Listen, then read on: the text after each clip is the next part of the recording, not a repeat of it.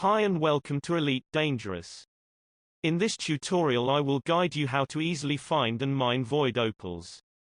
There is plenty of void opal mining guides on YouTube, but not many of them actually walk you through an efficient process of finding the right cores. This guide will show you a very good method that you can use to find deep cores.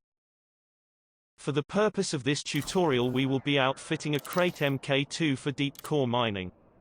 If you don't have a Crate Mk2 you can apply a similar build with other ships. Other ships you could use include Python, Asp Explorer, Crate Phantom, Orca, Keelback, Imperial Clipper, Type 10 Defender, Type 9 Heavy, Anaconda, Federal Corvette and the Imperial Cutter. Okay, let's start by heading to the outfitting menu.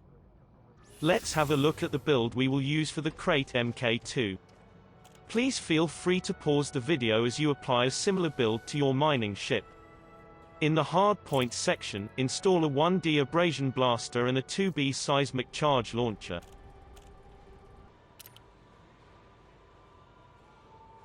For the utility mounts, install a pulse wave analyzer.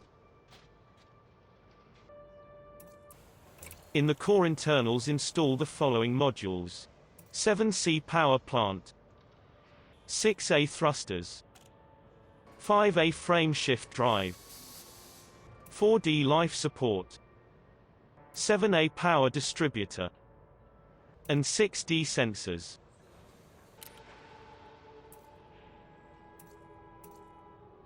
Lastly, for the optional internals, install the following modules: Advanced docking computer, Detailed surface scanner, 3A prospecting limpet controller, 3A refinery, 3B collector limpet, 5B collector limpet, 5C by weave shield, 6E cargo rack, and another 6E cargo rack. Before we continue, let's quickly talk about the Elite Dangerous database. This website is very useful for finding information on all things Elite Dangerous. For example, if you are not able to find some of these modules to install on your ship, we can use the Elite Dangerous database to assist us. Clicking on the stations page, we can search for nearby stations that have our required modules. To do this, enter the current location in the reference system. Then enter the required module. The database will give us a list of all nearby stations. Okay, let's get back to outfitting. The next thing we need to do is buy some limpets and set up some fire groups. Let's go ahead and do that now.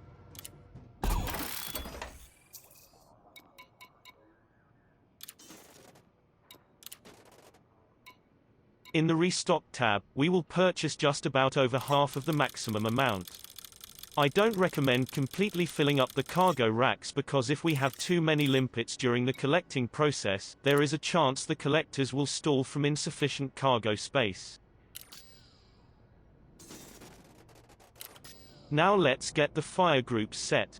Go to the internal panel and select the Fire Groups tab. Create some fire groups similar to what I have done here.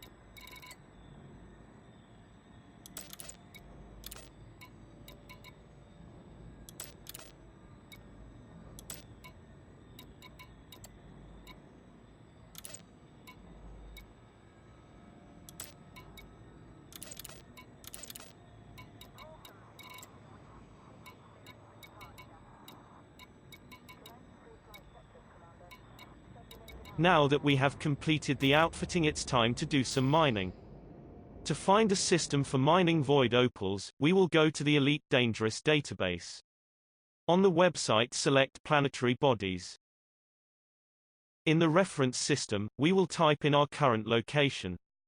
I will enter Shinrarta because that is where we are currently located. For the ring type we will select Icy. Lastly, for the system reserve level we will select Low Reserve. I find that the system reserve level is not that important. This is because you can still find a good amount of void opals in a low reserve system.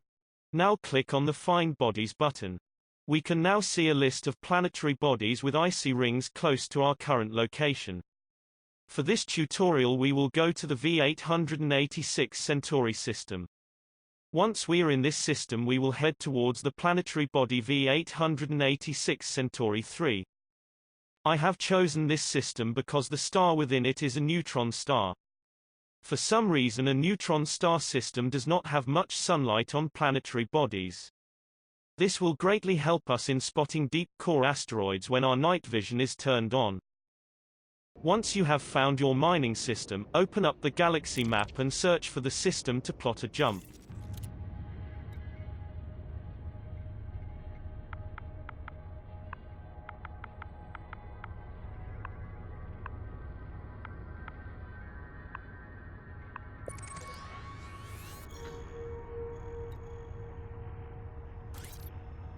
Okay, let's head out.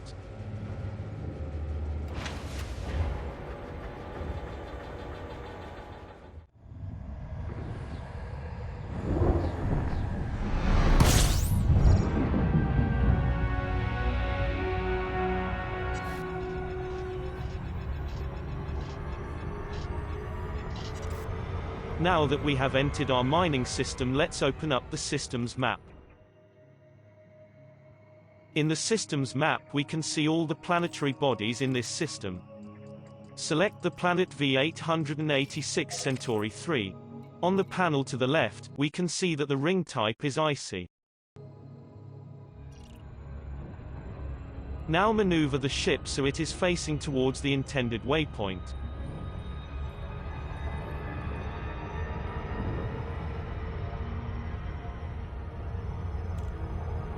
Remember to also set the speed throttle to within the blue zone. This will ensure we don't shoot past our intended destination.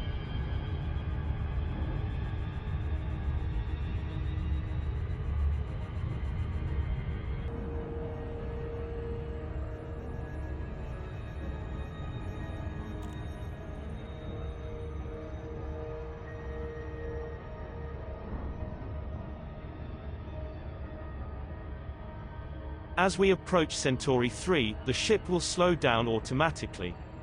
See those orange spots on the icy ring? That indicates that I have already been here and scanned this planet.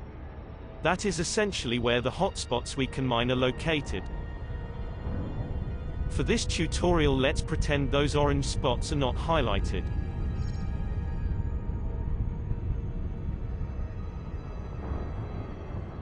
When we are close enough to the ring, throttle the ship's speed all the way down and activate the surface scanner. Aim towards the center of the ring and fire a probe. Afterwards the orange spots will appear indicating all the detected hotspots. Okay, let's head to the targeting panel. Scrolling up or down we can see all the available hotspots. Since we are only interested in void opals, select one and lock onto it. If for some reason there is no void opal hotspots, you will have to scan another icy ring. Now increase the ship's speed until it is once again within the blue zone and head towards the selected hotspot.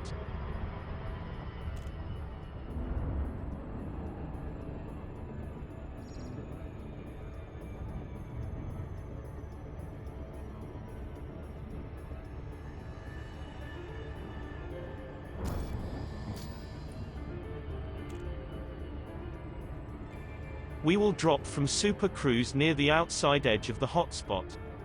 Doing this will help us keep a reference of our location as we mine towards the center.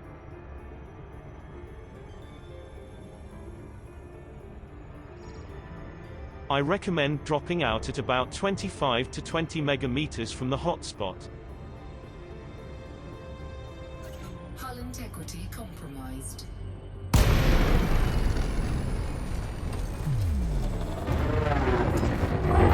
As we can see, it's completely dark. This is perfect for night vision mode. The night vision will help us spot deep cores a lot easier. Let's begin deep core void opal mining. First turn on night vision in the system panel. Deploy your hard points and switch to the secondary fire group. Flip your ship horizontally 180 degrees so you can see all the asteroids above you.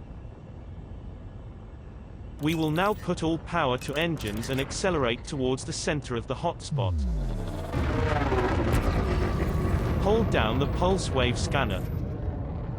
This will give us an active continuous scan of the area.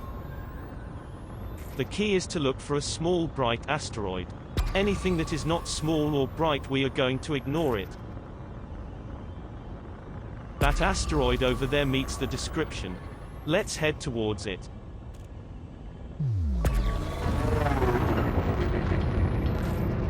As we get closer to it, we can see that the asteroid is starting to glow and pulse brighter. This is a good indication that there may be a core within it. To further confirm this, black veins may also start to appear on the surface. Once close to the asteroid, stop holding down the pulse wave scanner and try to observe fissures on the asteroid's surface. The fissures look like bright teal cracks in night vision mode. Success. As we can see, the asteroid does indeed have fissures on it. This is definitely a core asteroid. The question, however, which core does this asteroid contain? You are not always guaranteed a void opal core in the center. To find out, we need to shoot a prospecting limpet into the asteroid. As the prospector is flying towards the asteroid, select it. This will allow us to see the core within. Prospector limpet engaged. The core detected is Alexandrite. Obviously that's not the core we are after, so let's move on.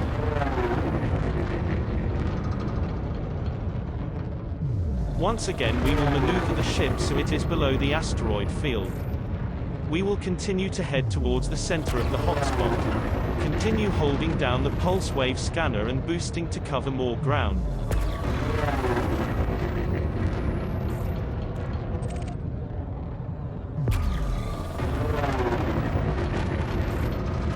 This is the moment I realize how badly the Krait Mk2 cockpit is for mining. Those flaps cover up too much of the screen. But let's persist.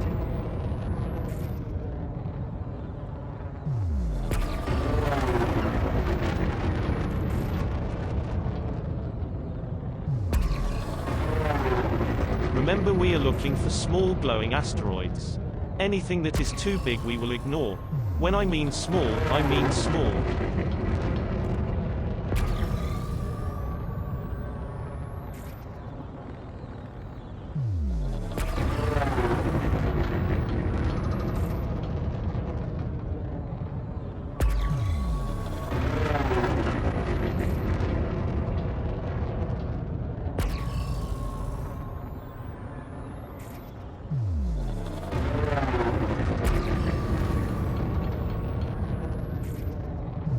That rock to the right there looks small, but it's not glowing that bright.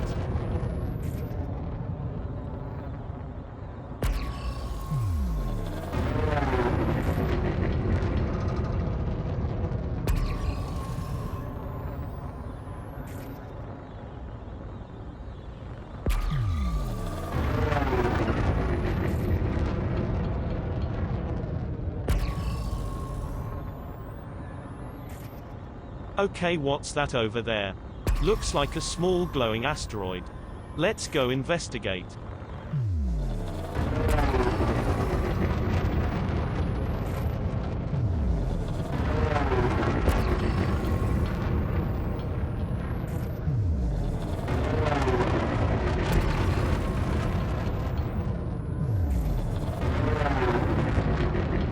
As we get closer, it is indeed pulsing brightly and black veins are showing.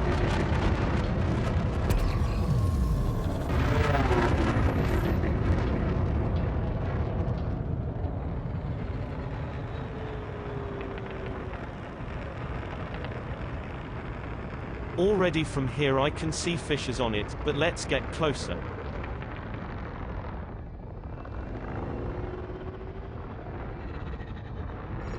Yes. Fissures are confirmed. Let's fire a limpet and see what's inside this asteroid. Programming limpet drone.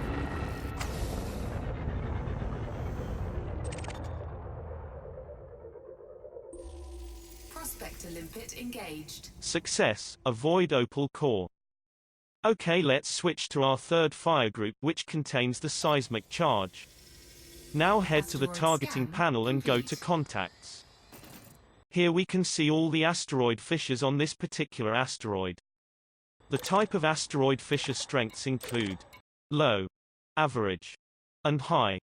To break apart the asteroid, we need to place charges onto it and detonate the charges. Let's talk about seismic charge levels. The 3 bars here represent a high charge. 2 bars represents a medium charge. And 1 bar represents a low charge. With these charge levels in mind, we will take a look at what is required to achieve optimum yield. Optimum yield is the level that is needed for us to detonate the charges on an asteroid. Here are some combinations that will help us achieve optimum yield. We will look at number 2, which is the most common. You can see that for us to achieve optimum yield, we need to place one high charge into a low-strength fissure. We need to place a medium charge into another low-strength fissure. And lastly, we need to place a low charge into a high-strength fissure. Very confusing, right? Don't worry, that's normal. Let's just go ahead and place some charges so we can see what I mean. Let's start by placing a high charge into a low-strength fissure.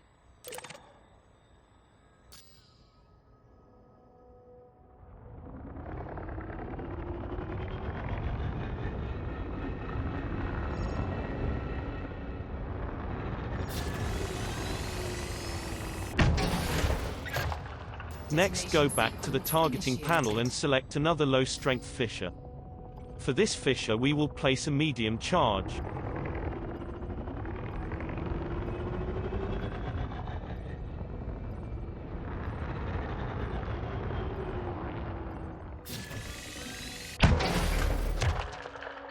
Lastly, go back to the targeting panel and select a high-strength fissure.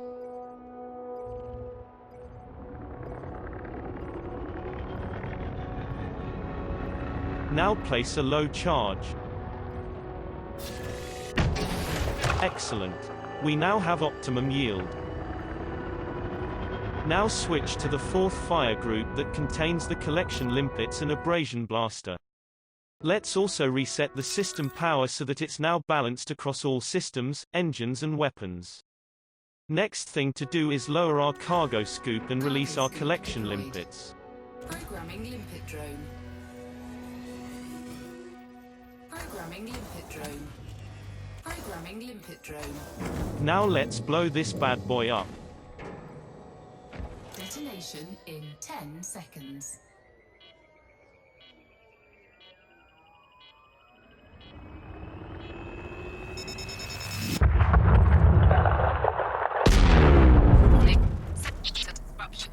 While the limpets are collecting the void opal fragments, we can use the abrasion blaster to blast more fragments from the asteroid. These are represented by the hexagon icons. The hexagon in blue is within our line of sight, so we can blast it with the abrasion blaster. However, for the grayed out hexagons, we will need to maneuver the ship to within line of sight.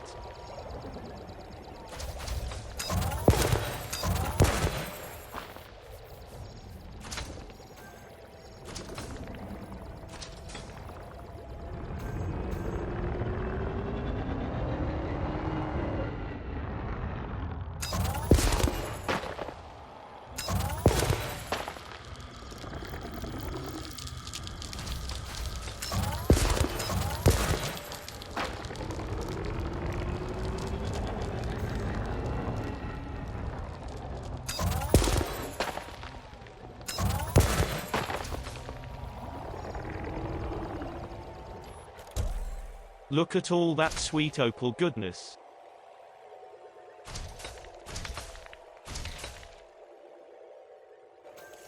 Going back to the contacts panel, we can see the remaining opal fragments that need to be blasted.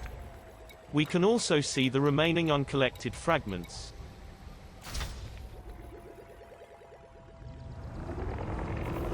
And that is how you mine void opals. Depending on how efficient you are at finding cores, after doing this for an hour you will have roughly 70 to 100 million credits in void opals. Afterwards, when you have mined a decent amount of void opals, go back to this website. We will use the commodities section to find the best place to sell our opals for maximum profit. Scroll down and click on Void Opals. We can now see the best systems to sell our opals for maximum profit. When plotting a course for one of these systems, try to choose a system that is close to your current location. I hope you found this tutorial to be helpful. If you have any questions, please feel free to leave them in the comments section. Oh, and a like and subscribe would be super. Thank you for watching, and good luck mining, Commander. Till next time, I'm out.